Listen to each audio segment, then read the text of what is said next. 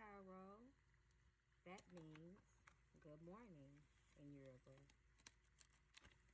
A lot of people think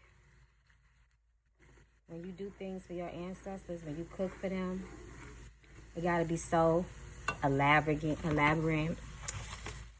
extravagant, but it could be something so simple, like making them some coffee on top of your stove. You don't got to have no, you don't have to have no coffee maker. Use what you got. It's about the heart, right? It's all about the heart. Let me turn this down, child, because I ain't trying to scold this coffee, but I just wanted to tell my magical gang good morning. Kaaro. And I might start sharing a little bit of my life with y'all. I've been thinking about it. What y'all think?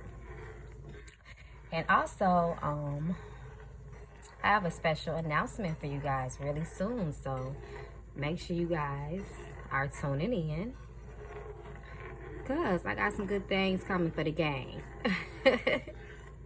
Well, I won't hold y'all. Happy Saturday. I love y'all so much. See y'all soon. Bye.